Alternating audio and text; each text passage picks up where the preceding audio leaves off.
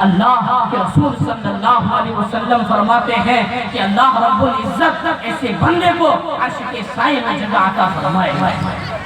ایک دوسری حدیث میں رسول پاک صلی اللہ علیہ وسلم فرماتے ہیں والماشی الی المساجد فی الظلم، رات کی تاریکی میں، رات کے اندھیرے میں اور رات کے سناٹے میں مسجد کی طرف پیدل جانے والا، اللہ کے رسول صلی اللہ علیہ وسلم فرماتے ہیں کہ اللہ رب العزت اس کو بھی عرش کے سائے میں جگہ عطا فرمائے۔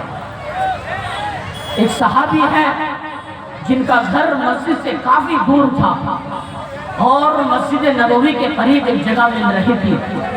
انہوں نے سوچا کہ اپنا مکان بیچ کر مسجد نبوی کے قریب آ جاؤں۔ رسول پاک صلی اللہ علیہ وسلم کو اس کی اطلاع ملی۔ حضور پاک صلی اللہ علیہ وسلم نے اس صحابی کو بلوا بھیجا، چنانچہ وہ صحابی تشریف لائے۔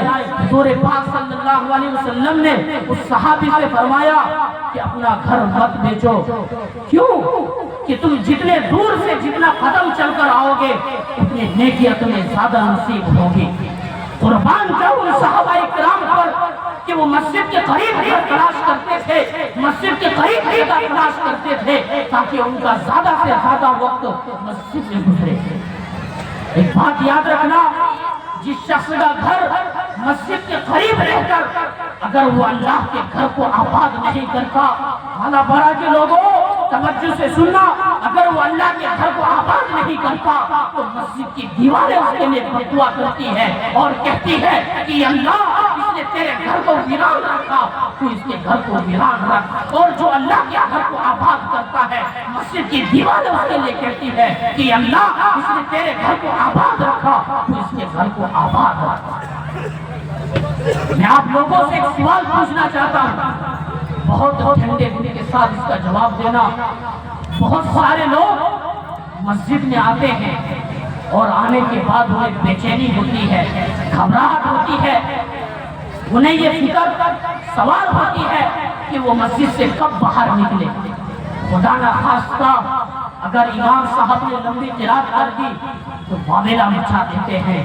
جی ہاں، یہی آدمی مسجد کے باہر جا کر کے راستے میں ایک گھنٹے میں گفتگو کریں گے، انہیں کچھ نہیں ہوگا۔ بتاؤ مالا پاڑا کے لوگوں، میں جو کہہ رہا ہوں سچ کہہ رہا ہوں یا غلط کہہ رہا ہوں؟ یہ بھی ایمان کا ایک تھرمامیٹر ہے۔ رسول پاک صلی اللہ علیہ وسلم فرماتے ہیں کہ جس شخص کا دل مسجد میں نہیں لگتا اس کا ایمان سب سے زیادہ کمزور ہے۔ یہ مسجد ہے اس روئے زمین کی جنت ہے، لہذا جس شخص کا دل مسجد میں نہیں لگتا یہ اس کے ایمان کی کمزور ہونے کی علامت ہے۔ میرے بھائیوں، مسجدوں کو آباد کرو، مسجدوں کو آباد کرو، نماز کے ذریعے، سجدوں کے ذریعے، تلاوت کے ذریعے۔ رسول پاک صلی اللہ علیہ وسلم فرماتے ہیں کہ جس شخص کو قیامت کے دن عرش کے سائے میں جگہ درکار ہو وہ اللہ کے گھر سے محبت بھی کرتا ہے اور اللہ کے گھر میں آنا جانا اپنی عادت بھی بنا لیتا ہے۔ حضور پاک صلی اللہ علیہ وسلم فرماتے ہیں کہ جو شخص مسجد میں آنے جانے کا عادی ہو تو اس کے مومن ہونے کی گواہی ہے۔ ایک بات یاد رکھنا اور اچھی طرح سے سمجھ لینا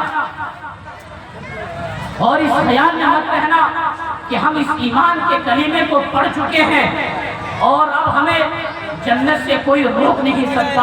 مسلمانوں چھوڑ دو یہ باتیں، اگر جنت اتنی سستی ہوتی تو حضور کی پھوپھی حضرت سمیہ کے ٹکڑے ٹکڑے نہ ہوتے، اگر جنت اتنی سستی ہوتی تو حضرت ابوبکر صدیق کے جسم کے ٹکڑے ٹکڑے نہ ہوتے، اگر جنت اتنی سستی ہوتی تو علی المرتضیٰ کی گردن کو کاٹا نہ جاتا، اگر جنت اتنی سستی ہوتی تو حضرت امام حسن کو زہر نہ پلایا جاتا، اگر جنت اتنی سستی ہوتی تو عمر بن خطاب کی جسم میں زہر آلود خنجر نہ اتارا جاتا۔ رب کعبہ کی قسم، اگر جنت اتنی سستی ہوتی تو 10,000 شہداء کی قبر مدینہ منورہ میں موجود نہ ہوتی۔ میرے بھائی، جنت بہت مہنگی چیز ہے اور اس مہنگی چیز کو حاصل کرنے کے لیے قربانی کی ضرورت ہے، قربانی دینی ہوگی۔ آج سے یہ نیت کرو اور یہ عزم کرو کہ انشاءاللہ اس مسجد زکریا کے لیے اگر جان کی ضرورت پڑی تو ہم جان دینے کے لیے تیار ہیں، اگر مال کی ضرورت پڑی تو مال دینے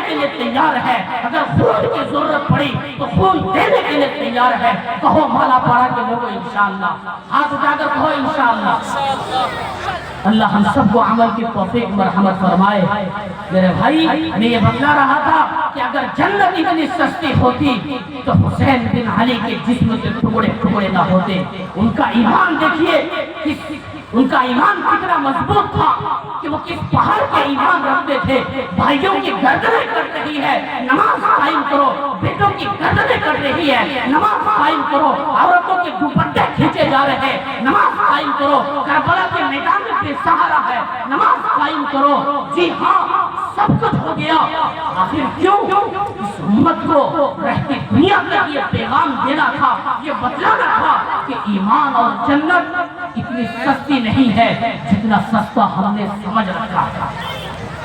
میرے بھائی ہم نے تو کھانا کھا کر کے نماز کو چھوڑا، ہم نے تو عیاشی کر کے نماز کو چھوڑا، ہم نے تو نرم گدوں میں سو کر کے نماز کو چھوڑا۔ ہم ایک دن میں صبح سے لے کر شام تک 50 سجدوں کا انکار کرتے ہیں، 50 سجدے چھوڑتے ہیں۔ وہ مالا پڑا کے لوگوں، شیطان ایک سجدے کا انکار کرنے کی وجہ سے ہمیشہ ہمیشہ کے لیے جنت سے نکال دیا گیا، جنت سے دھکار دیا گیا۔ ہم صبح سے لے کر شام تک 50 سجدوں کا انکار کرتے ہیں، بتاؤ ہمارا کیا ہوگا؟ اسی لیے ہم اپنے ایمان کا جائزہ لیں۔ اس دنیا کے اندر ایک بہت بڑا مالدار گزرا ہے، میں اس کا نام لینا نہیں چاہتا، بس اتنا سمجھ لیجئے کہ مالدار ہے، دولت والا ہے۔ اللہ رب العزت نے اس کو 3 بیٹے عنایت فرمائے، اور انہوں نے اپنے تینوں لڑکوں کو دنیا کی تعلیم دلوائی۔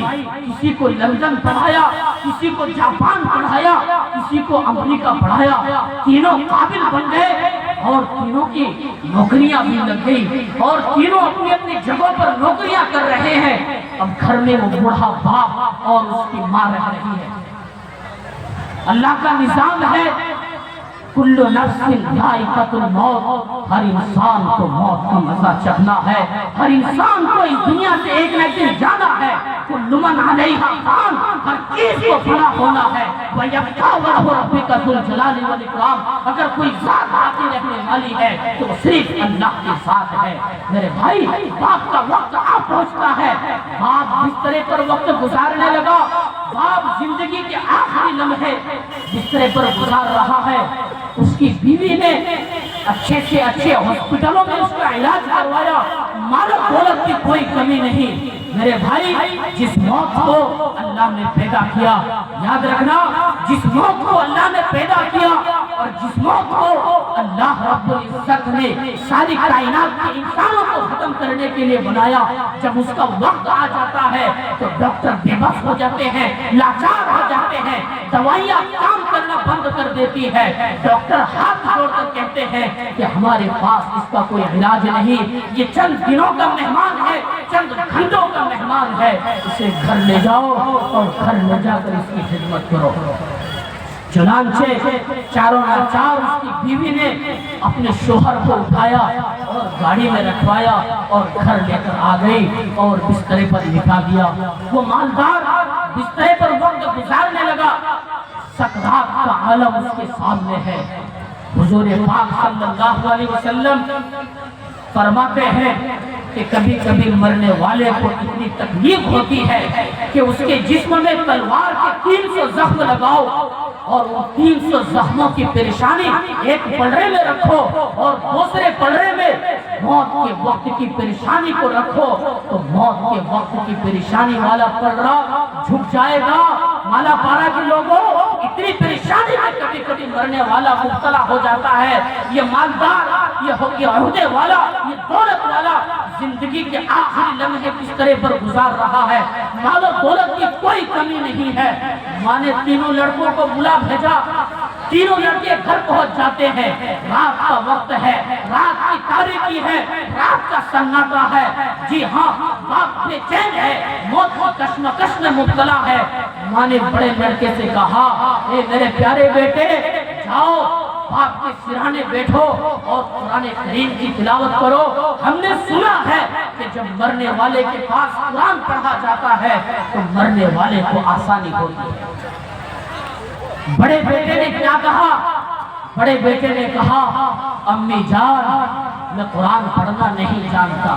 ہائے ہائے مسلمانوں، ماں نے دوسرے بیٹے سے کہا اے میرے لفتے جگر، جاؤ باپ کے سرانے بیٹھو اور قرآن کریم کی تلاوت کرو۔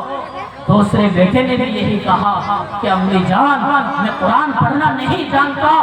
ماں نے تیسرے بیٹے سے کہا کہ تم تو باپ کا بہت لاڈلے تھے، باپ تم سے بہت پیار کرتا تھا، آج باپ کو تمہاری ضرورت ہے، جاؤ باپ کے سرانے بیٹھو اور قرآن کریم کی تلاوت کرو۔ اس چھوٹے اس لفتے جگر نے کہا، تیسرے بیٹے نے کہا امی جان میں قرآن پڑھنا نہیں جانتا۔ ہاں بات دل ملا اٹھی، رات کا وقت ہے، رات کی تاریکی ہے، رات کا سناٹا ہے، وہ مالا پڑا کے لوگوں کہاں جائے، کس کو بلائے، کون دلاسا دینے کے لیے آئے؟ لہذا ماں نے غصے میں آ کر کسی کے بال پکڑے، کسی کے گریبان چاٹ کیا اور کسی کو تھپڑ لگایا اور کہا کہ تم پر لعنت ہو، تمہاری تعلیم پر لعنت ہو، تمہاری ڈگریوں پر لعنت ہو، کروڑوں لاکھوں روپیہ خرچ کر کے باپ نے تمہیں اعلیٰ تعلیم دلوائی، آج باپ کو جب تمہاری ضرورت پڑی تو تم سب نے ہاتھ کھڑے کریں گے۔ میرے بھائی، ماں چیخنے چلانے لگی، رات کا وقت ہے، تو بڑے بیٹے نے 2 قدم آگے بڑھ کر ماں کی آنکھوں میں آنکھیں ڈال کر کہا کہ امی جان مجرم ہم نہیں ہے، مجرم آپ ہے، امی جان گنہگار ہم نہیں ہے، گنہگار آپ ہے۔ ماں نے کہا وہ کیسے؟ بڑے بیٹے نے کہا امی جان مجھے یاد پڑتا ہے کہ جب میں چھوٹا سا تھا، ننھا سا تھا، میرا باپ میرا ہاتھ پکڑ کر مسجد لے جا رہا تھا، مکتب لے جا رہا تھا تاکہ مجھے حافظ قرآن بناتا، عالم دین بناتا۔ امی جان تم نے اس وقت باپ سے پوچھا تھا کہ اسے کہاں لے جا رہے ہو؟ باپ نے اس وقت کہا تھا کہ میں اسے مسجد لے جا رہا ہوں، مکتب لے جا رہا ہوں، امام صاحب کے پاس لے جا رہا ہوں تاکہ اسے حافظ قرآن بناؤں گا، عالم دین بناؤں گا، قاری قرآن بناؤں گا۔ امی جان تم نے اس وقت باپ کا ہاتھ روک لیا تھا، تم نے اس وقت کہا تھا کہ قرآن تو وہ پڑھتے ہیں کہ جس کے گھر میں کھانا نہ ہو، قرآن تو وہ پڑھتے ہیں کہ جن کے پاس دولت نہ ہو، قرآن تو وہ پڑھتے ہیں کہ جن کے پاس ڈگریاں نہ ہو۔ ہمارے بچے تو بڑے گھرانے کے لڑکے ہیں، عزت و تکریم والے ہیں، دولت والے ہیں اور عہدے والے ہیں، اور ہمارے بچے مسجد کیوں جائے، مکتب کیوں جائے اور قرآن کیوں پڑھے، ان ٹوٹی پھوٹی چٹائیوں پر کیوں بیٹھے؟ بڑے بیٹے نے کہا امی جان اگر تم نے اس وقت باپ کا ہاتھ روکا نہ ہوتا تو شاید آج ہم نے قرآن پڑھ لیا ہوتا اور باپ کے سرانے بیٹھ کر قرآن کریم کی تلاوت کر لیا ہوتا۔ میرے بھائیو دوستو، رات کا وقت ہے، ماں چیخنے چلانے لگی، زاروں پکار رو رہی ہے۔ ماں نے گھر کا دروازہ کھولا اور مسجد دوڑتی ہوئی پہنچ گئی اور مسجد کا دروازہ کھٹکھٹانے لگی۔ اندر سے مؤذن نے کہا من دق الباب، دروازہ کھٹکھٹانے والا کون؟ یہ کہنے لگی کہ میں تمہارے محلے کی فلاں عورت ہوں، میری شانی کے عالم میں تمہارے پاس آئی ہوں، میرا شوہر زندگی کے آخری لمحے گزار رہا ہے، چند سانسیں باقی ہے، میں چاہتی ہوں کہ آپ میرے ساتھ چلے اور میرے شوہر کے سرانے بیٹھ کر قرآن کریم کی تلاوت کرے۔ چنانچہ مؤذن نے وضو کیا اور اس عورت کے ساتھ چل دیا۔ گھر پہنچا، گھر پہنچنے کے بعد شوہر کے سرانے بیٹھ کر سورہ یاسین کی تلاوت شروع کر دی۔ میرے بھائی یہ میں اپنی طرف سے نہیں کہتا، ایک محدث کہتا ہے، ایک عالم دین کہتا ہے، ایک فقیہ نفس کہتا ہے کہ ابھی سورہ یاسین کا ایک ہی رکوع پڑھا تھا، اس کے شوہر کو ہچکی آئی اور اس کی روح پرواز کر گئی اور موت کے آغوش میں چلا گیا۔ یہ ہے قرآن کی برکت۔ میرے بھائیو دوستو، اگر بات ہی یہی تک ختم ہو جاتی تو یہ واقعہ میں آپ لوگوں کے سماعتوں کے حوالے لا کرتا۔ بات آگے بڑھتی ہے جو میں آپ کو سنانا چاہتا ہوں۔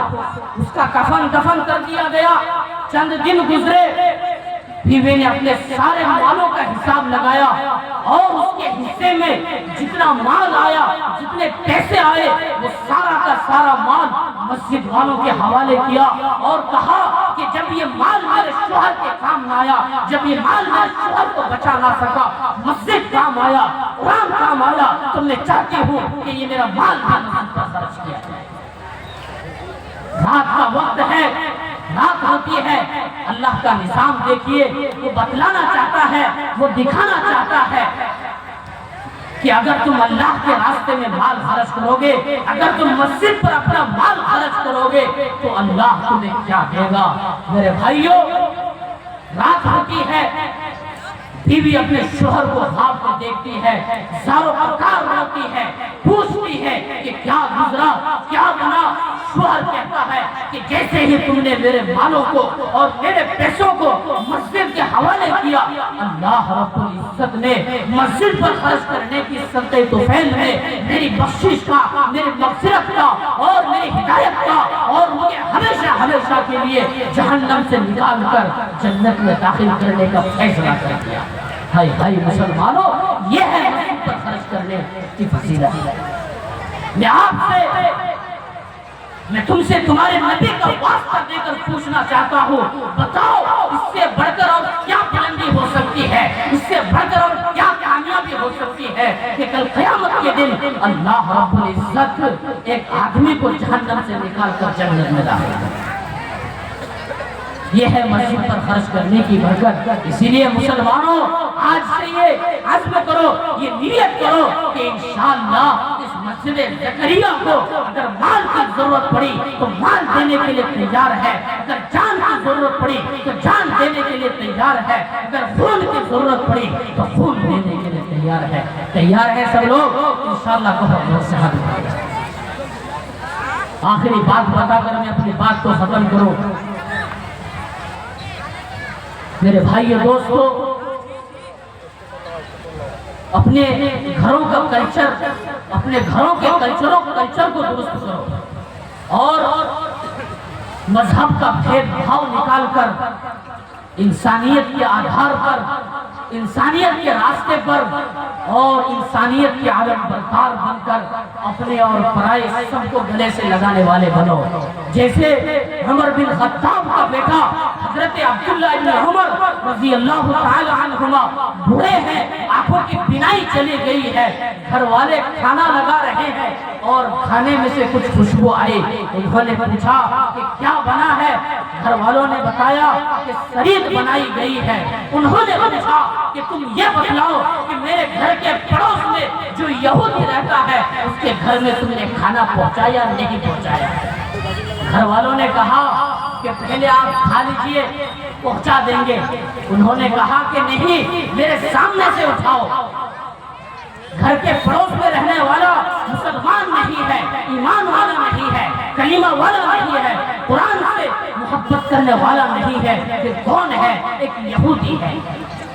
حضرت عبداللہ ابن عمر رضی اللہ تعالی عنہما فرماتے ہیں کہ یہ لقمہ میرے منہ میں اس وقت تک نہیں جا سکتا جب تک میرے گھر کے پڑوس میں رہنے والا یہودی کے منہ میں نہ چلا جائے۔ چنانچہ گھر والوں نے اپنے آپ کو مجبور سمجھ کر سب سے پہلے یہودی کے گھر میں کھانا پہنچایا اور وہاں سے پیغام آیا کہ اس نے کھانا کھا لیا۔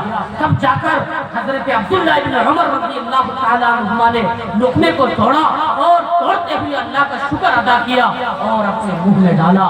میرے بھائی، یہ ہے انسانیت جو قرآن سے وراثت میں ملی، جو نبی سے وراثت میں ملی اور جو کلمے سے وراثت میں ملی۔ بالا پاڑا کے لوگوں، اس وراثت کو اور اس انسانیت سے زندہ کرنے کی ضرورت ہے۔ میں بہت بہت شکریہ بالا پاڑا کے لوگوں، اللہ رب العزت نے آپ کو یہ توفیق مرحمت فرمائی۔ آج سے آپ لوگ یہ بھی عزم کریں کہ انشاءاللہ سال میں ایک مرتبہ یہ جلسہ ضرور ہونا چاہیے۔ آج دیکھیے پورے گاؤں میں کتنا رونق ہے، یقیناً اس مجلس کو دیکھ کر دل کے اندر بہت خوشی ہوئی اللہ رب العزت آپ سب کی محنتوں کو قبول فرمائے اور آپ کو جہان میں آباد رکھے، خوش و خرم رکھے۔ یہ چند معروضات تھے جو میں نے آپ حضرات کی خدمت میں رکھی۔ اللہ رب العزت سب سے پہلے مجھے اور آپ سب کو عمل کرنے کی توفیق مرحمت فرمائے۔ وآخر دعوانا الحمدللہ۔